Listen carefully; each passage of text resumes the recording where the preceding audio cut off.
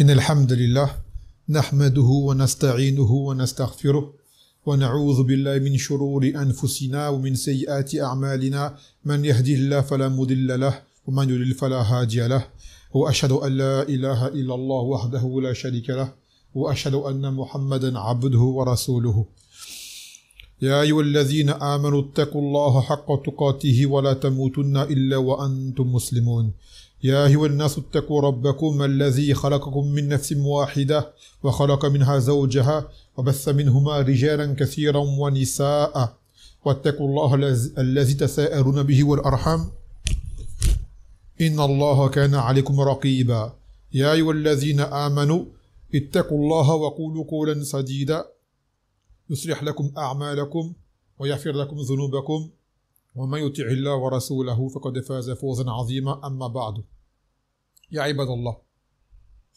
Donc nous voici réunis bismillah ta'ala pour une assise concernant un sujet très important d'actualité et qui a beaucoup nui au mujtama' muslim. C'est un fait qui est un fait contemporain et qui mérite d'être exposé. Dans Khutbat al-Hajjah qu'on a cité au début, قلنا يا أيها الناس اتقوا ربكم الذي خلقكم من نفس واحدة وخلق منها زوجها وبث منهما رجالا كثيرا ونساء. Nous avons dit, ô vous les hommes, craignez votre Seigneur, celui qui vous a créé à partir d'une seule âme, c'est-à-dire Adam alayhi salam. Wa khalaqa minha zawjaha, et à partir de cette âme, il a créé son épouse à partir de Adam, qui était Hawa. Wa batha minhuma rijalan kathiran wa nisaa. Et de ces deux-là, il a fait répandre sur terre beaucoup d'hommes et de femmes. Donc en fait, l'humanité. Et cela s'est produit par la vie de couple, par le foyer structuré et harmonieux, la famille. C'est comme ça que l'humanité s'est développée, par le couple. Dans un hadith qui est très connu, de Mu'adh ibn Jabal, que le Nabi sallallahu alayhi wa sallam a dit, « Ya Mu'adh, atadri ma haqqullah ala al-ibad, wa ma haqqul ibadi ala Allah » Il a dit, « Ô Mu'adh, sais-tu quel est le droit d'Allah sur ses serviteurs et quel est le droit des serviteurs sur Allah ?» Il a dit, « Allahu wa rasuluhu a'lam » De là, le Nabi sallallahu alayhi wa sallam l'a répondu à sa propre question en disant « Haqqullah ala ibadihi an ya'buduhu wa la yushriku bihi shay'a » que le droit d'Allah sur ses serviteurs, c'est qu'il l'adore sans rien lui associer. « Wa haqqul ibadi ala Allah an la yu'adhib man la yushriku bihi shay'a » et que le droit des serviteurs, c'est que Allah azza wa jal ne châtie pas celui qui ne lui aura rien associé. Là, on aimerait prendre le mot haqq, haqq Allah, qui est traduit comme étant le droit, un droit. Cheikh Al-Uthaymin explique que haqq ay ma awjabahu alayhim wa ma yajibu an yu'amiluhu bihi. C'est ce que Allah azza wa jal leur a imposé et ce qu'ils doivent lui rendre. Donc un droit, c'est une chose qui t'est imposée et que tu dois rendre. Lorsque Salman al-Farisi a rendu visite à son frère Abu Darda, c'était à l'époque où le Nabi sallallahu alayhi wa sallam avait fraternisé entre les gens de Médina. Il lui a dit comme hadith, Inna li rabbika alayka haqqa ولنفسك عليك حقا ولأهلك عليك حقا فأعطي كل ذي حق حقا. Il a dit ton Seigneur a un droit sur toi. Alayka haqqa. Et que ta propre personne a un droit sur toi. Et que ta femme, ta famille, tes proches ont un droit sur toi. Donc donne à chaque ayant droit son droit. Donc le droit est une chose que l'on doit rendre à quelqu'un.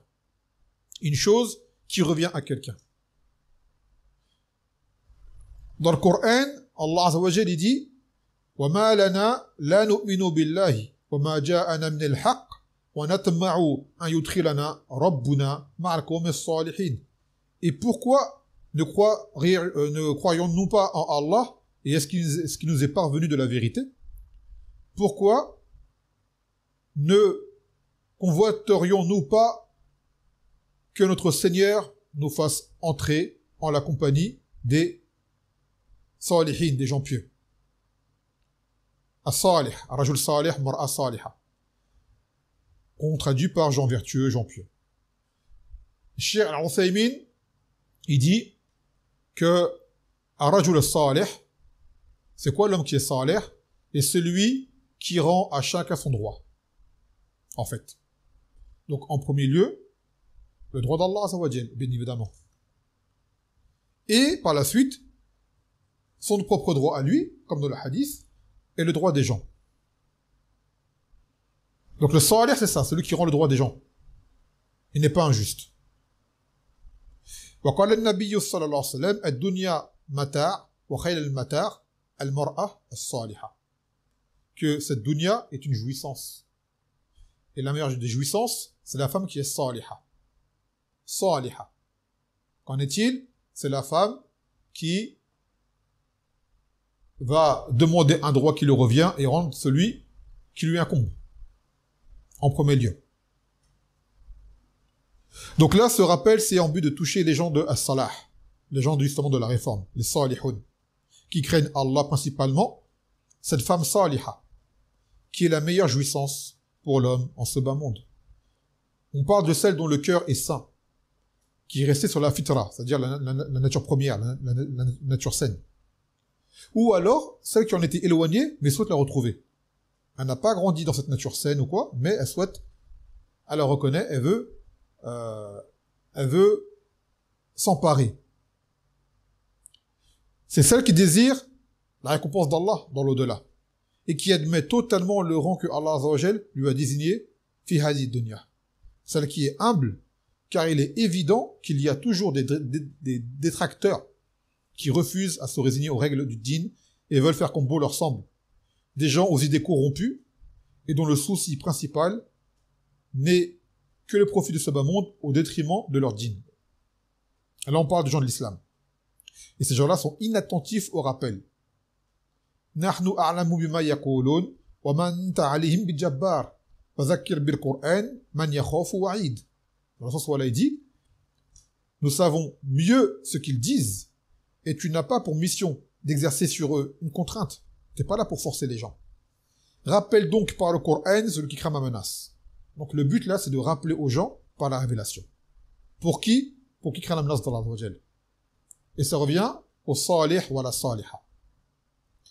Donc là, la mas'ala qu'on aimerait aborder, c'est celle de la question du travail de la femme. Plutôt de la sortie de la femme pour aller travailler. Car on entend beaucoup de gens dire, hommes comme femmes, que c'est un droit que la femme a de travailler. Donc, on a expliqué auparavant, c'est quoi le mot droit? C'est-à-dire que si demain, la femme ne travaille pas, elle aurait été lésée dans un droit. Donc, l'homme qui aurait autorité sur elle, son père, son grand-père, son mari, son wali, qui ne veut pas qu'elle travaille, aurait été un injuste envers elle. C'est ça que ça veut dire quand on dit que la femme, c'est un droit qu'elle a travaillé. Donc là-dessus, on diverge entre nous. Est-ce un droit réellement qu'elle a shari'i ou pas? Certains disent oui, d'autres disent non. Donc là, on diverge. فَلَا وَرَبِّكَ لَا يُؤْمِنُونَ حَتَّى يُحَكِّمُوكَ فِيمَا شَجَرَ بَيْنَهُمْ ثُمَّ لَا يَجِدُوا فِي أَنفُسِهِمْ حَرَجًا مِمَّا قَضَيْتَ وَيُسَلِّمُوا تَسْلِيمًا. Non, par ton Seigneur, ils ne seront pas croyants tant qu'ils ne t'auront pas demandé de juger dans leurs désaccords, leurs disputes, leurs querelles, et qui n'auront éprouvé nulle gêne pour ce que tu auras décidé et qu'ils se soumettent complètement à ta sentence, ton décret. C'est-à-dire que nous, lorsqu'on diverge d'une chose entre que musulmans, notre point de retour, c'est le kitab et la sunna. Celui qui refuse de se référer au kitab et à la sunna n'est pas un croyant. Alors maintenant, nous avons tous des textes, des versets, des hadiths authentiques. Pourtant, on diverge. Et donc cela, souvent dû à notre ignorance. Ou alors, sous al-fahm, mauvaise compréhension. Ou alors, sous al-qasd, mauvaise intention. Nous sommes amenés à diverger sur le sens d'un texte sur lequel nous sommes d'accord que c'est un texte. On est d'accord que ça c'est un verset. On est d'accord que ça c'est un hadith. Et ainsi de suite. Mais, comment le comprendre? Comment comprendre ces textes religieux? Alors quand on n'y arrive pas, alors à ce moment, on doit revenir vers les gens fiables. فَاسْأَلُوا أَهْلَ الذِّكْرِ إِن كُنتُمْ لَا تَعْلَمُونَ. Et demandez aux gens du rappel si vous ne savez pas. Donc on demande aux gens du rappel les savants. Et qui plus est les savants fiables, les savants de la sunna, les savants reconnus. الراسخون في العلم, ceux qui sont ancrés dans le ilm, dans le savoir. D'où mon choix porté vers cet imam en cette époque, qui est Cheikh Al-Fawzan, hafizallahu ta'ala, qui a eu un article qu'il a écrit à ce sujet, suite à ce que des gens ont écrit eux-mêmes au sujet du travail de la femme. Et le Cheikh est venu pour répondre à cela. Donc, on va lire cet article de Cheikh Al-Fawzan qui est présent sur son site. Et en même temps, la traduction. D'accord? La traduction qui était faite au préalable. يقول لقد خلق الله سبحانه الذكر والأنثى من بني آدم ومن جميع الأجناس وهذا كل نوع لعمله المناسب لتكوينه وأخلاقه ليكون عمله نافعا ومنتجا كما قال تعالى على لسان موسى وهارون عليهما السلام لما سألهما فرعون قال فمن ربكما يا موسى قال ربنا الذي أعطى كل شيء خلقه ثم هدى. Donc Allah Azza wa Jal a créé l'homme et la femme parmi les fils de Adam et parmi également toutes les espèces.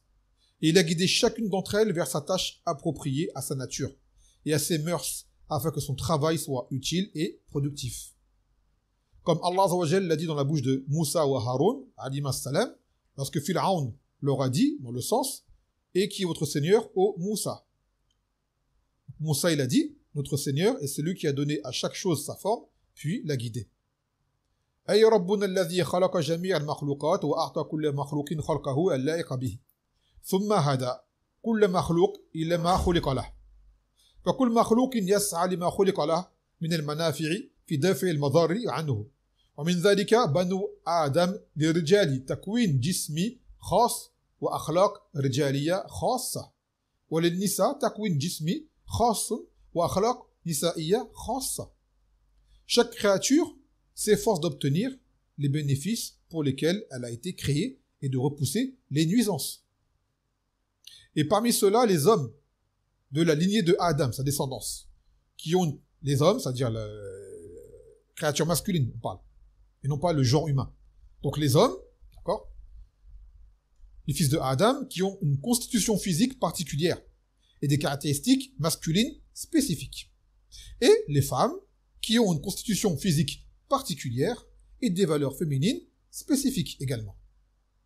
ومتى تنكر أحد الجنسين عن عمله الخاص به وعن أخلاقه الخاصة به تعطل نظام الكون واختلت المصالح ولهذا قال النبي صلى الله عليه وسلم لعن الله المتشبهين من الرجال بالنساء ولعن الله المتشبهات من النساء بالرجال وذلك لمعاكسات الدين والفطرة وتعريض المجتمع لتعطل المصالح وحصول المفاسد. Donc quand l'un des deux sexes renonce à son propre travail et à ses propres valeurs, l'ordre de l'univers se dérègle et les intérêts se déséquilibrent. Parce que Allah Azza wa Jalla a mis chaque chose à sa place pour un but précis. Donc quand tu ne mets pas les choses à leur place, il se passe un déréglage. Il y a une anomalie. Donc il dit, c'est pourquoi le prophète sallallahu alayhi wa sallam a dit que Allah maudisse les femmes, ou plutôt afwan les hommes qui imitent les femmes, c'est-à-dire qui cherchent à leur ressembler, et les femmes qui imitent les hommes, c'est-à-dire qui cherchent à leur ressembler. Et cela pour s'opposer à la religion et à la nature humaine, et exposer la société à l'interruption des intérêts et à l'apparition des maux. ثم قال وفي أيامنا هذه كثر الخوض في عمل المرأة كأن الإسلام أهمل المرأة ولم يجعل لها عملا في المجتمع ولهذا قالوا نصف المجتمع معطل ويجب أن نسألهم أي عمل للمرأة تريدون. De nos jours, on parle beaucoup du travail des femmes, comme si l'islam avait négligé les femmes et ne leur avait pas donné de rôle dans la société. C'est pourquoi ils disent que la moitié de la société est inactive. C'est-à-dire ces gens-là qui veulent faire travailler la femme, la faire sortir de chez elle et autres, ils disent cela. C'est une propagande que l'on connaît, on l'a entendu. D'accord? Que la moitié de la société est inactive. Alors qu'en plus, c'est faux, les femmes sont plus nombreuses que les hommes. C'est bien plus que la moitié. Bref. Il dit, le shir, nous devons alors leur demander quel travail pour les femmes voulez-vous? أتريدونها تعمل عمل الرجل فهذا يترتب عليه الخلل من ناحيتين. Il a dit, voulez-vous qu'elle fasse le travail d'un homme? Cela entraînera des problèmes de deux manières.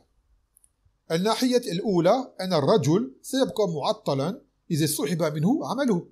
Donc, première manière, c'est que l'homme, là on parle de l'homme, pas l'être humain, l'homme, créature masculine, restera inactif s'il perd son travail. Si on lui prend son travail, il ne pourra pas le faire. Si quelqu'un fait à sa place, il ne pourra pas le faire.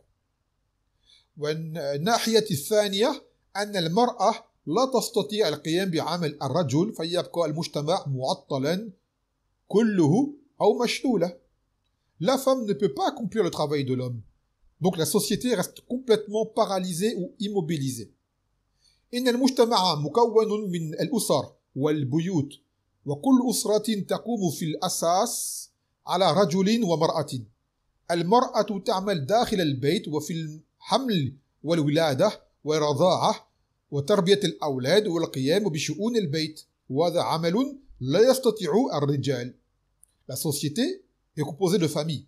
C'est ça la base, c'est des demeures, des foyers. Et chaque famille, sur quoi se repose? Essentiellement sur un homme et une femme. De base. Ça peut être un homme et plusieurs femmes si c'est un polygame. Et ainsi de suite. C'est ça la base. Comme dans le verset qu'on a appris. Que Allah a créé Adam, thumma de Adam il a créé Hawa. Et de eux deux sont venus l'humanité. Donc il dit le shir, la femme travaille à l'intérieur de la maison, en portant et en mettant au monde des enfants, en les allaitant, en les élevant et en s'occupant des affaires domestiques. C'est un travail que les hommes ne peuvent pas accomplir. Et j'ajoute que c'est une très noble tâche, et c'est une tâche des plus importantes qui soit. Car tout le reste se base là-dessus. Que l'homme, là c'est moi qui parle Khalil, c'est pas la parole du shir, que l'homme qui va devenir cet homme par la suite, qui sera qui qu'il soit, que ce soit un gouverneur, que ce soit un général, que ce soit un forgeron, que ce soit un électricien, que ce soit un non, à la base, il est un bébé sorti du ventre de sa mère, éduqué par sa mère, dans son foyer. C'est la base. On passe tous par là de base. À part dans des cas où l'enfant a perdu sa mère en bas âge, ou ce genre de choses. Là, on reste sur la base. Donc, c'est un cycle par lequel on doit tous passer. يقول ولهذا سيضطرون إلى استئجار العاملات الخادمات ولن تستطيعن مهما كثر عددهن القيام به مع ما يحملن من ثقافة أو ديانة تخل بتوجه الأولاد. Il dit c'est pourquoi ils seront contraints d'engager des travailleuses et des domestiques et peu importe leur nombre à ces domestiques et travailleuses, elles ne pourront pas accomplir cette tâche avec la culture ou la religion qu'elles portent, qui peuvent influencer les enfants. أو يرمي بالأطفال في دور الحضانة التي لا تحمل حنان الأبوين على الطفل وليس لهما هم الاستثمار الموقف مما قد ينشئ الطفل على تنكر لأبويه اللذين لا يهمهما إلا إيداعه في هذه الدور تخلصا منه. Il dit ou bien ils mettront les enfants dans des crèches, garderies, qui ne portent pas la tendresse des parents envers l'enfant. Et dont le seul souci, c'est-à-dire de ces structures d'éducation, c'est de tirer profit de la situation. C'est-à-dire, eux, ça les arrange que les parents abandonnent leurs enfants à leurs soins. Toi, papa va travailler, toi, maman va travailler, ton enfant s'en occupe. Et bien sûr, c'est pas gratuit. Donc, ce qui pourrait amener l'enfant à renier ses parents, qui ne se soucie que de le déposer dans ces établissements pour s'en débarrasser. En fait, on s'allège. On confie notre tâche à autrui. Pour pouvoir faire quoi? L'homme faire ce qu'il doit faire et la femme faire ce qu'elle n'a pas à faire de base. ومعلوم ما تتحمله المرأة في العمل خارج بيتها من المتاعب والأخطار ومعلوم نقص عملها في هذا الميدان عن عمل الرجل مما لا يفي بحاجة المجتمع. Il est bien connu que ce que la femme endure en travaillant en dehors de chez elle, les difficultés et les dangers, et il est également connu que son travail dans ce domaine est inférieur à celui de l'homme, ce qui ne répond pas aux besoins de la société. Et là, on parle lorsque la femme remplit des tâches qui reviennent aux hommes, bien sûr. Parce que la femme, elle peut avoir des tâches qui reviennent à elle, même comme travail, qu'elle fera mieux qu'un homme.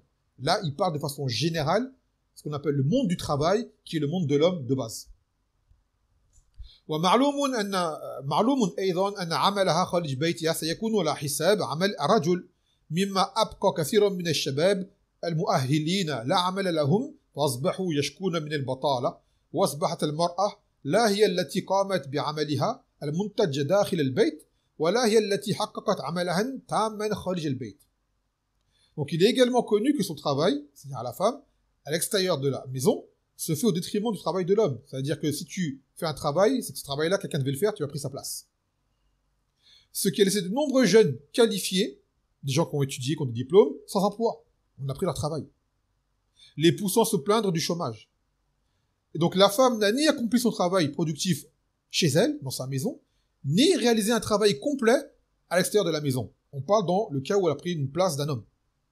Et non pas un travail qui est propre à la femme, qui est moins répandu, qui est là, qui en a besoin, on va en parler, mais qui est moins répandu. فأصبحت كالغراب الذي ترك مشيته لمشي الحجلة فلم يستطيع مشي الحجلة ولم يبقى على مشيته الأصلية. Donc elle est devenue comme le corbeau qui a abandonné sa démarche pour marcher comme la perdrix et qui n'a pas pu marcher comme la perdrix et n'est pas resté fidèle à sa démarche originale, à elle.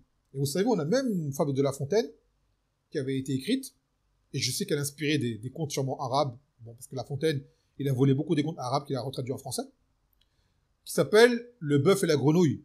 C'est une grenouille qui voulait devenir, ah c'est pas Chafauzin qui parle, c'est moi qui vous c'est un tariq, qui voulait devenir grosse comme le bœuf. Sûrement vous connaissez l'histoire. Donc la grenouille, vous savez, c'est un animal, crapaud ou grenouille, je sais plus si c'est crapaud ou grenouille, c'est pareil de toute façon. Donc elle s'est mise à enfler pour avoir la tête du bœuf. Et comme ce n'est pas sa nature, il s'est passé quoi? Elle a explosé. Donc plus de grenouille et pas de bœuf.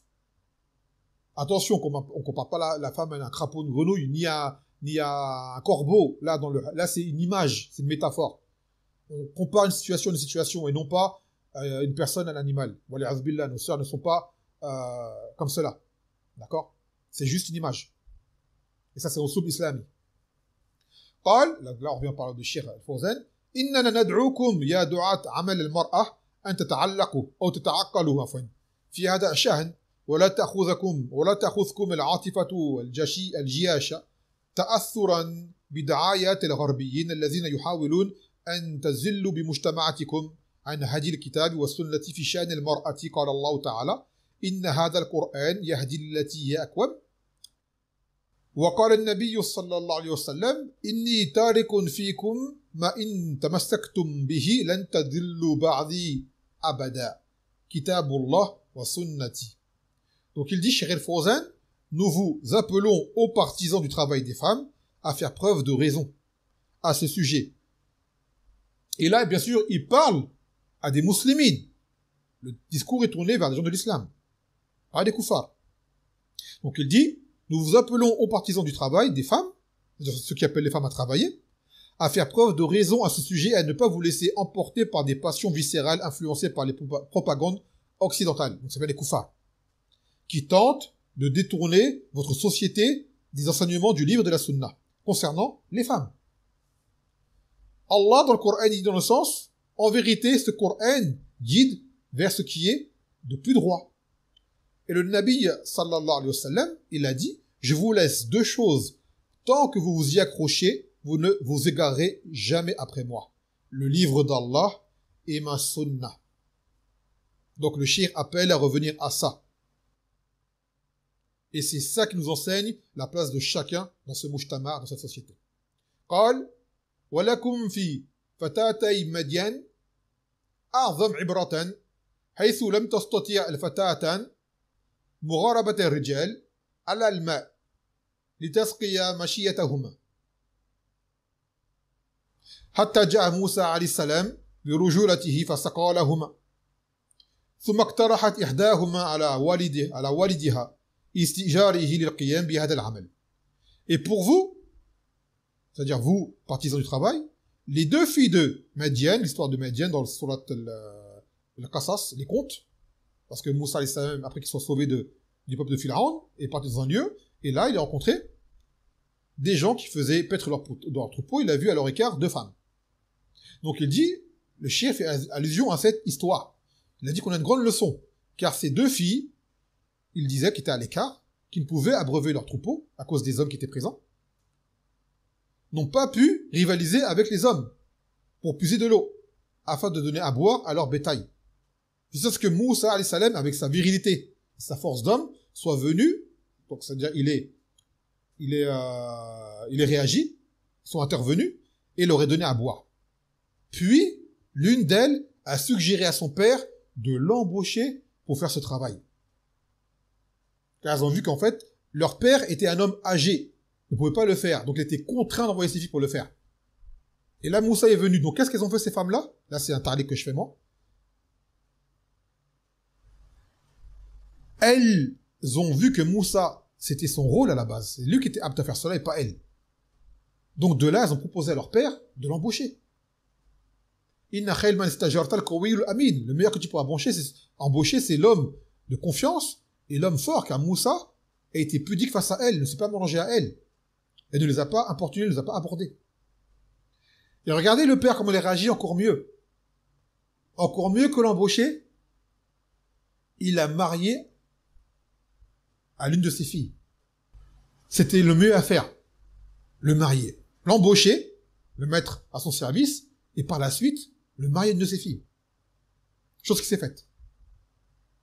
يقول فللرجل دور في المجتمع لا يؤديه غيره وللمرأة دور لا يؤديه غيرها فإذا قام كل منهما بدور تم بناء المجتمع. L'homme a un rôle dans la société que personne d'autre ne peut remplir. Et la femme a un rôle que personne d'autre ne peut remplir également. Si chacun d'eux remplit son rôle, la société sera construite. Et il y aura ce qu'on appelle l'harmonie. Chacun joue son rôle. D'accord? Chacun joue son rôle.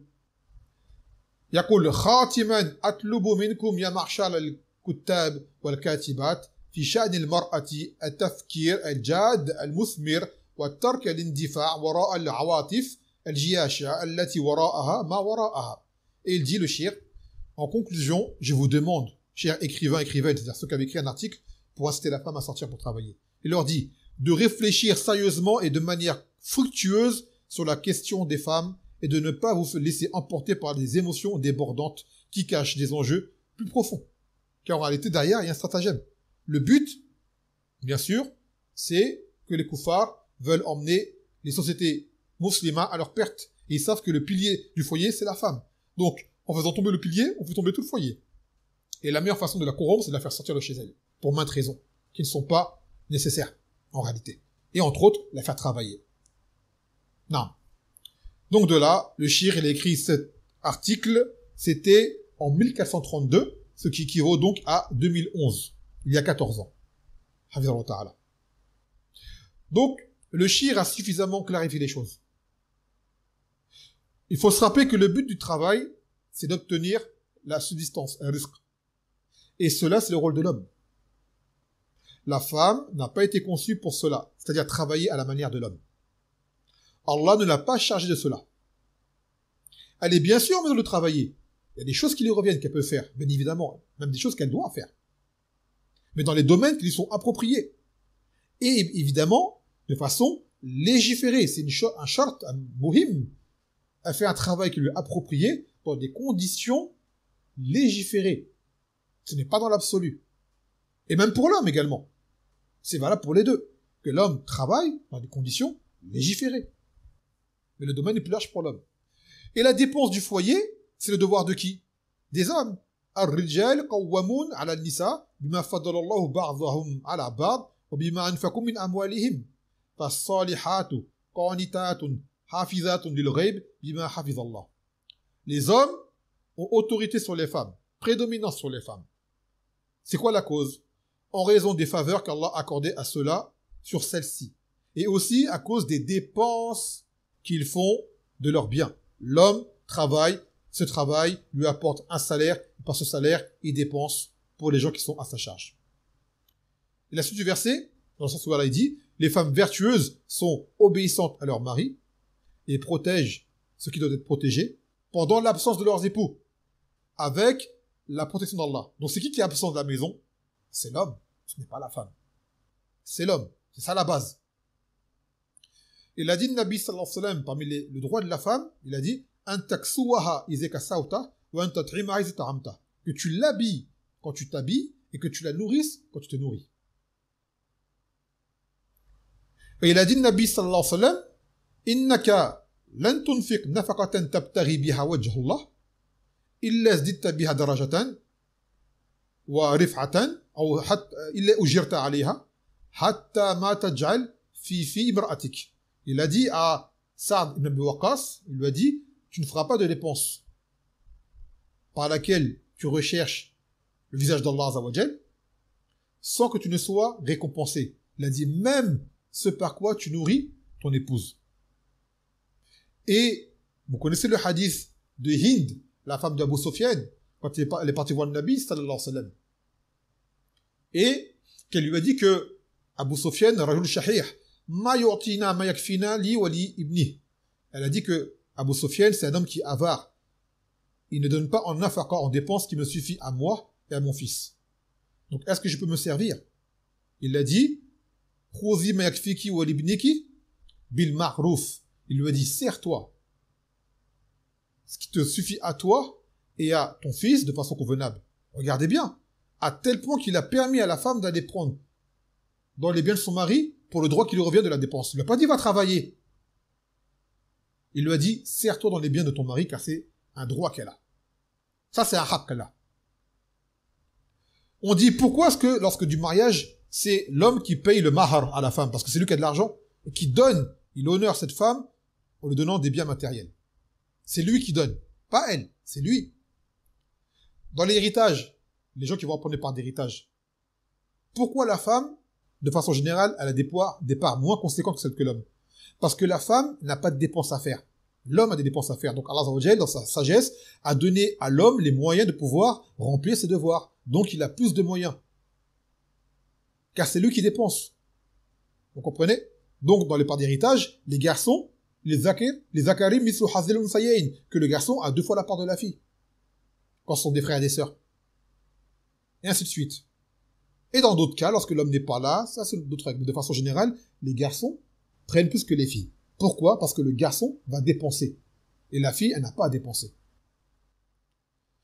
Et voire même, sachez que si la femme est riche, plus riche que son mari il est pauvre par exemple, elle est riche, elle a hérité, ou c'est une femme issue d'une famille riche, il lui est permis de verser la zakat pour son époux. Et pas le contraire. Pourquoi? Car elle n'a pas à dépenser pour lui de base. Alors que l'homme ne peut sortir sa zakat et la donner à son épouse ou ses enfants, car à la base, il doit dépenser. Et on ne sort pas la zakat pour les gens pour qui on doit dépenser.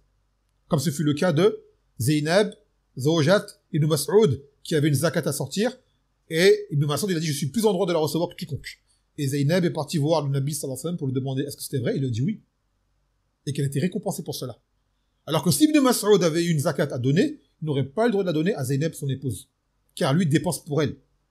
Donc la zakat, tu la donnes à 2 personnes qui n'ont pas de droit de dépense. Non.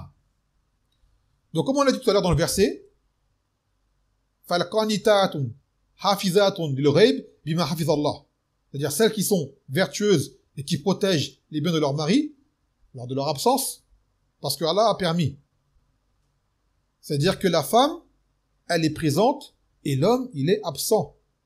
وَقَرْنَ فِي بُيُوتِكُنَّ وَلَا تَبَرَّجْنَ تَبَرُّجْ الْجَاهِلِيَّةِ الْأُولَى.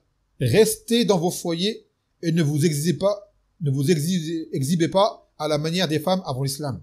Donc la base, c'est que la femme, elle reste chez elle.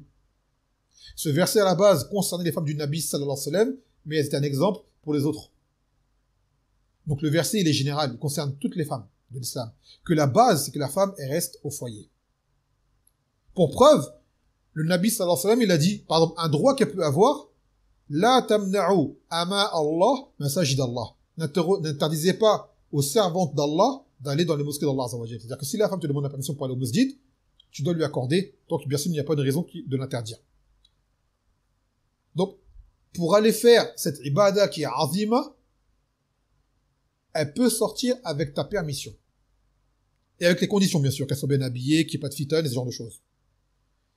Donc, comment si aller au masjid, elle doit avoir une permission, on ne peut y s'y rendre, comment on peut dire que le travailler, c'est un droit qu'elle a, ce qui impliquera qu'elle devra sortir de chez elle.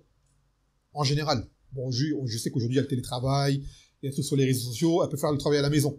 Non. Mais ça, c'est un détail parmi une base. Et le Nabi, sallallahu alayhi wa sallam, alors qu'il était à Al-Médina, par rapport à la salat de la femme, il a dit wa buyutuhunna khayrun lahunna, que leurs maisons sont meilleures pour elles. Alors qu'Al Médina, dans son masjid, une salat, elle en vaut 1000. Et pourtant, il a dit que leurs maisons sont meilleures pour elles.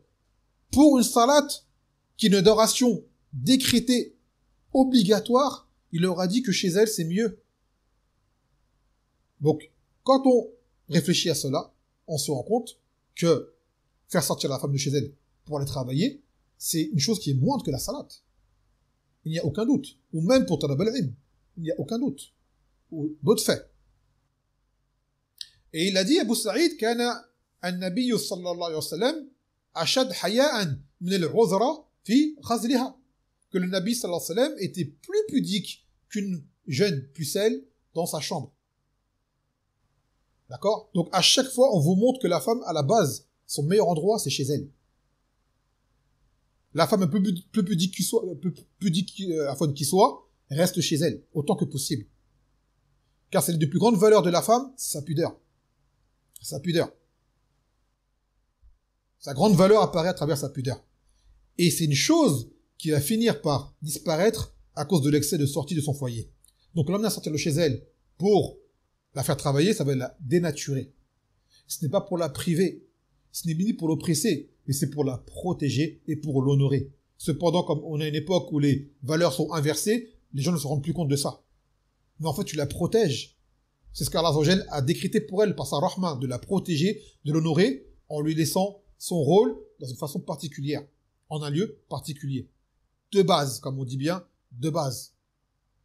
Donc maintenant, on parle de la masala du amal, hukm al-amal, travailler. Qu'en est-il, shar'an, de travailler, de façon générale? À la base, travailler, c'est un sabab. C'est une cause pour en arriver à l'objectif de dépenser. Pouvoir vivre, acheter des choses pour vivre.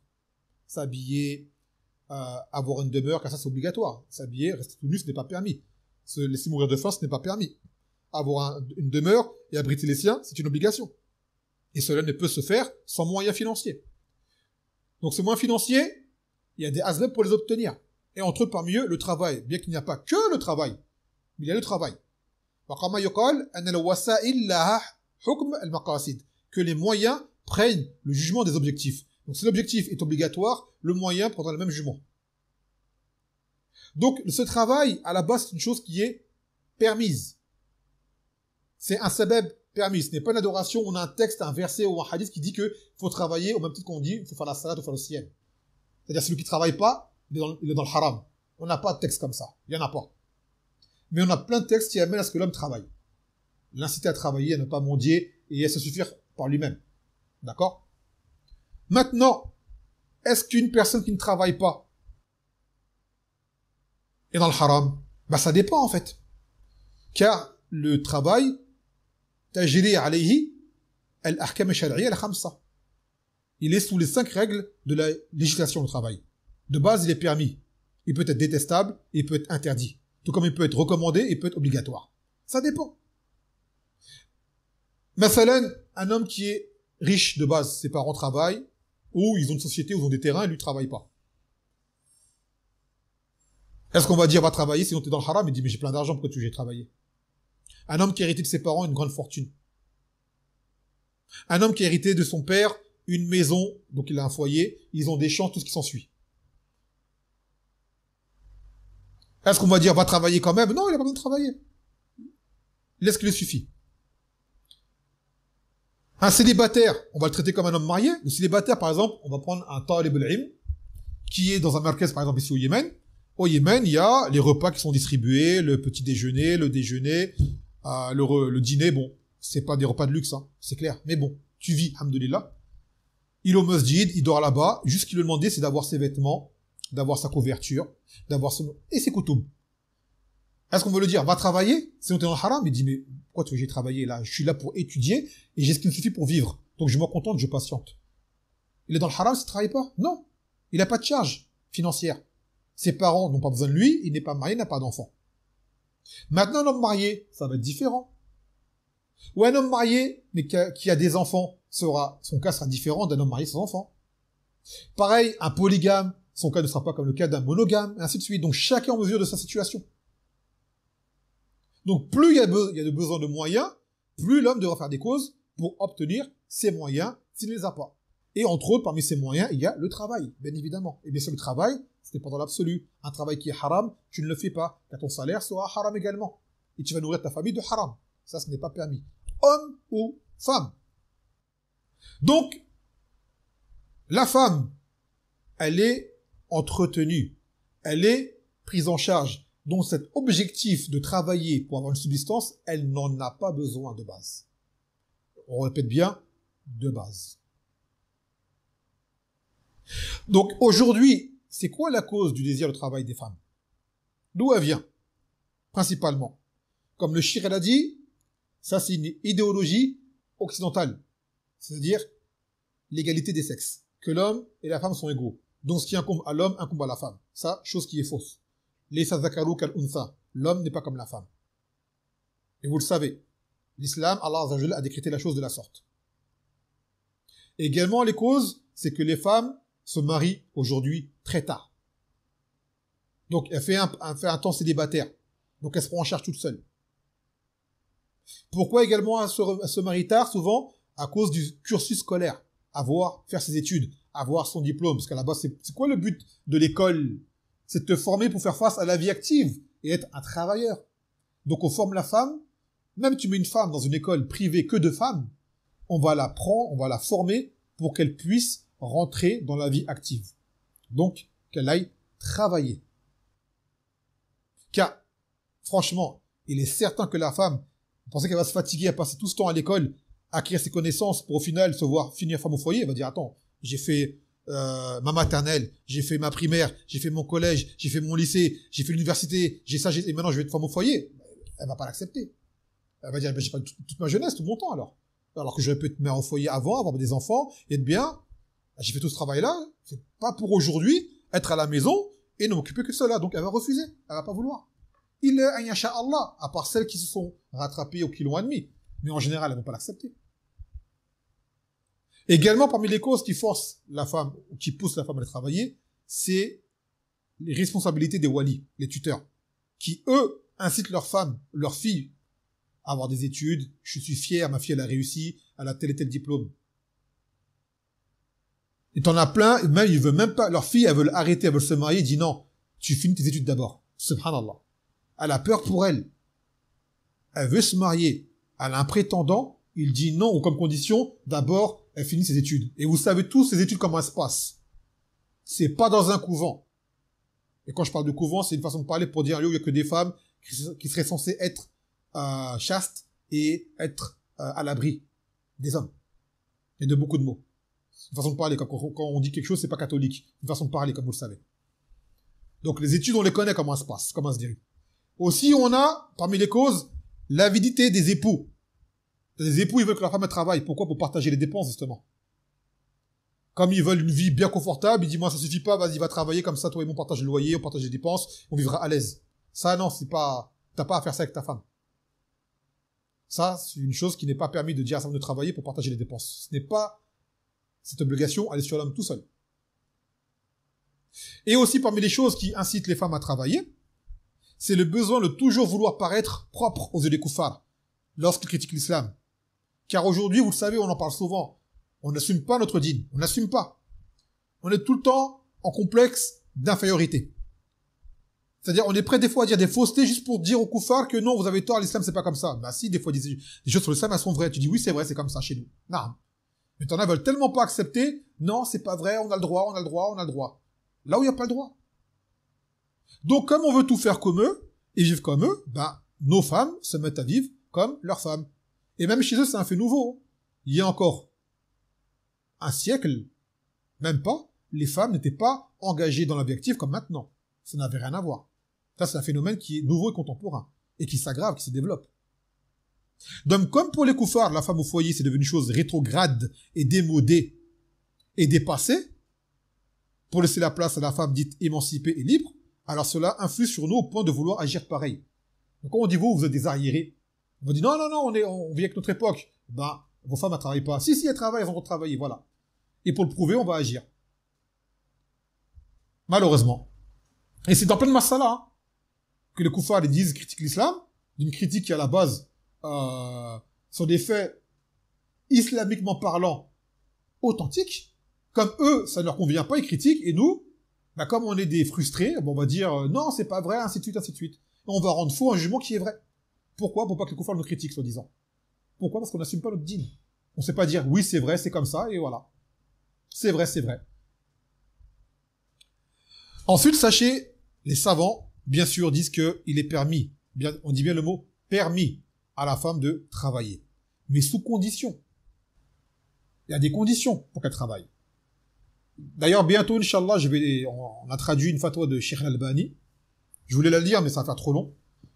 Dans lequel il parle, justement, de ce sujet-là, par rapport au travail de la femme. Et elle sera, Inch'Allah, bientôt sur la chaîne. Bizina Ta'ala. Ça sera en guise de faïda en plus. Donc, la femme travaille. Il lui permet de travailler avec des conditions. Déjà, la permission de ses awliya. Ensuite, qu'elle porte son hijab légiféré. Ensuite, elle ne soit pas mélangée aux hommes.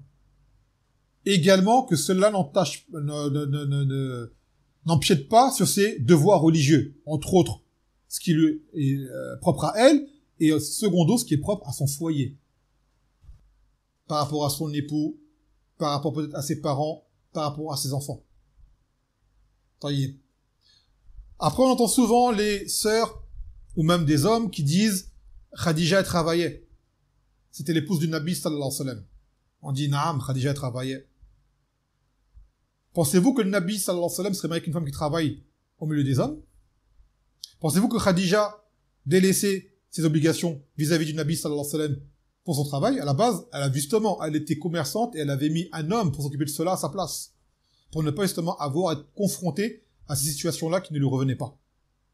Sachez-le. Et le Nabi sallallahu alayhi wa sallam a travaillé pour elle avant, il s'est marié avec elle avant l'islam. Il n'y avait même pas le hijab encore à l'époque qui était légiféré. C'est venu par la suite, après la hijra, à El-Medina. Donc, on va dire, oui, c'est vrai, mais ce n'est pas un argument pour vous, car aujourd'hui, les femmes qui prennent ce genre d'argument, elles vont faire souvent des travaux dans lesquels elles sont confrontées à faire du haram. Donc, Khadija, ce n'est pas le cas. Donc, il faut mettre les choses à leur place et dans leur contexte. Bien évidemment. Après, oui, il est certain qu'il y a besoin de femmes qui travaillent dans le domaine de la femme. On en a besoin. Il faut des femmes médecins dans tous les domaines qui se rapportent à la femme. Dans le domaine même de la pédiatrie, les enfants, car elles sont plus adaptées que l'homme pour ça. Ça, on le reconnaît. Mais, avec cette question que la femme doit travailler, on en est arrivé à un stade abusif. Des femmes sont engagées dans l'armée pour combattre, dans la sécurité. Certaines sont pilotes d'avion. Des femmes sont allées dans l'espace. Je ne sais pas si vous réalisez, avec cette propagande de la femme doit travailler. Donc la question a pris trop d'ampleur. Aujourd'hui, des gens proclament que cela est un droit de la femme. À tel point que certaines en viennent à se sentir lésées si elles s'en voient privées, alors que ce n'est pas le cas. Pour elles, perdre leur travail, pour ceux qui travaillent, d'accord? Et on va dire, c'est pas dans l'absolu, mais beaucoup d'entre elles, quand on a un travail de façon légiférée, qu'il n'y a pas de problème. Là, on parle de celle qui est vraiment la femme engagée dans la vie active. Pour elles, perdre son travail est une épreuve plus insurmontable que de perdre leur époux, leur foyer. Demander le khula', c'est-à-dire la séparation, le divorce, leur est plus facile que de poser leur démission. D'ailleurs, Cheikh Al-Fawzan lui-même, il a une fatwa dans laquelle il dit que les divorces se sont multipliés en cette époque, et il a attribué la faute en majorité, en majeure partie, aux femmes. Pourquoi? Du fait qu'elles veulent travailler, elles se sont virilisées. Elles sont devenues comme des hommes, en fait. Et dans un même foyer, on peut pas avoir deux hommes.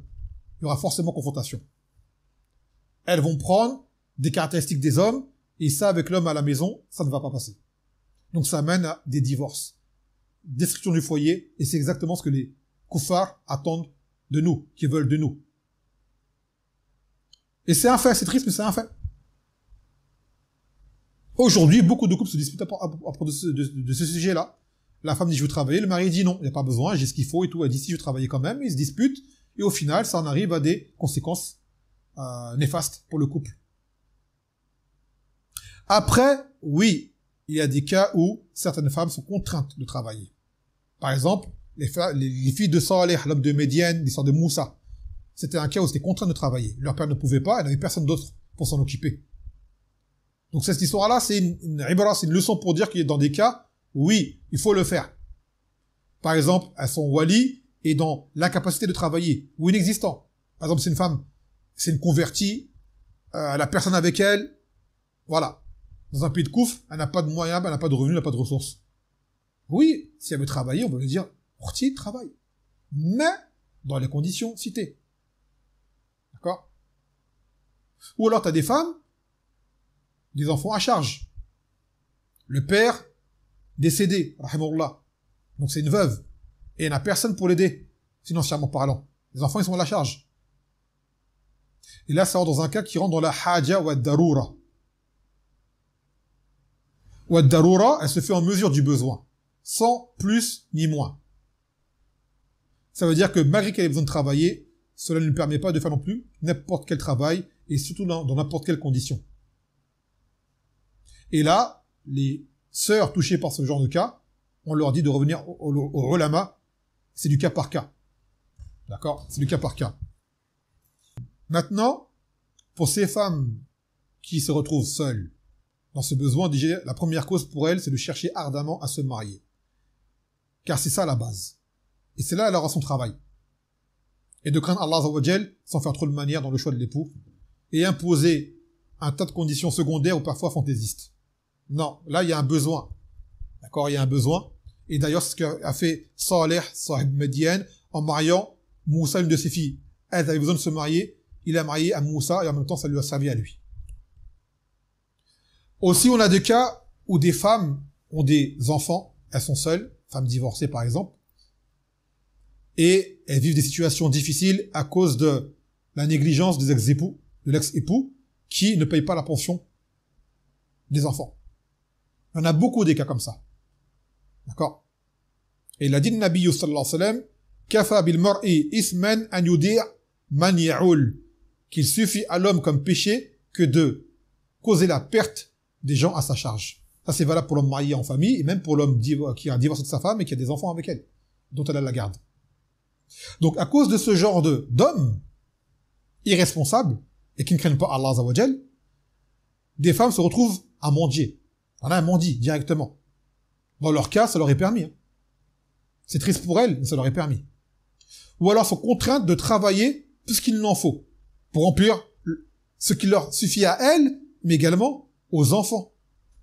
Et qu'est-ce qui se passe lorsque cette femme se retrouve à travailler? Elle ne peut plus éduquer l'enfant. Elle est occupée, elle est dehors toute la journée. Donc l'enfant elle ne peut pas s'en charger. Comme cela aurait été le cas s'il avait été marié ou sans besoin de rechercher des moyens financiers. Et on dit à ces gens-là, à ces hommes-là, cela sera lourd de conséquences pour vous. Et vous risquez d'en payer le prix un jour, alors que vous serez dans le besoin de vos enfants vous-même. Aujourd'hui, tu le vois, il est petit encore.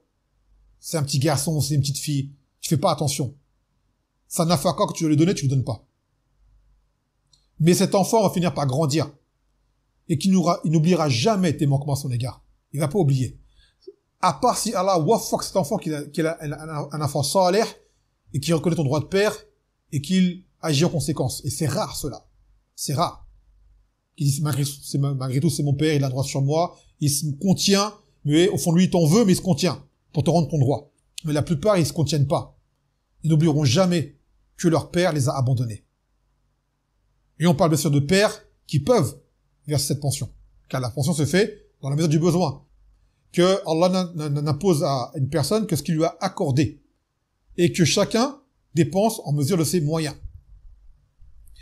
Donc, on dit à ces frères-là, même s'il y a de l'hostilité entre toi et ton ex-femme, quand bien même, allez, ça a été elle qui était la cause de votre séparation, dans le cas où, car ce n'est pas forcément le cas, cela n'existe pas de priver l'enfant de son droit à la nafaqa. Lui, l'enfant, il est innocent, il n'a rien demandé. Tu étais la cause pour sa venue au monde, tu dois l'assumer. Et il n'a rien provoqué de séparation. Il n'est même pas mukallaf. Et il finira peut-être lui-même, miskin, par reproduire lui-même ce schéma, car tu auras été son cheikh dans le domaine. Ça veut dire qu'il va reproduire ce qu'il a vu. Donc pour lui, ce sera normal. Il a vécu, donc le fera vivre à autrui, également. Et dans ces conditions-là, on avait envoyé une vidéo de Cheikh Abdelhamid qui dit que, vous savez, si une femme elle lève les mains, elle a fait dua contre son ex-époux pour ce manquement dont il a fait preuve, Wallah yursha alayhi an yusab bi da'wat al-mazlum. Car c'est à cause de lui qu'elle se retrouve contrainte à faire ce qu'elle n'a pas envie de faire et qu'il ne revient pas de faire. Et de subir ce qu'elle n'a pas à affronter. Donc là, ça rappelle qu'on a voulu se faire par rapport à nous dans la question du travail de la femme. Donc ce qu'il faut retenir, c'est que la femme, à la base, ce n'est pas à elle de travailler. D'accord? Et il y a des cas où sera pour le devenir peut-être obligatoire. Dans certains cas, par exemple, elle a des enfants à charge et pas de revenus, naam. Et autres. Sans quoi, ce n'est pas son rôle, ce n'est pas un droit qu'elle a au point de devoir le revendiquer et se sentir lésée si celui-là ne lui est pas accordé. Tout comme si jamais elle venait à travailler dans les conditions légiférées, dans le domaine qui lui revient, par rapport à la femme. Donc c'est la nasiha, pour que les gens sachent la chose et n'agissent pas en dépassant les limites, ce qui arriverait à des déboires dans le foyer entre al-mar'i wa zawji. Car c'est ça que Shaitan préfère et ce à quoi il s'efforce d'arriver comme résultat, la séparation entre l'homme et sa femme. Naam. فنكتفي بهذا القدر اليوم. نقول سبحانك وبحمدك لا إله إلا أنت أستغفرك وأتوب إليك والسلام عليكم ورحمة الله وبركاته.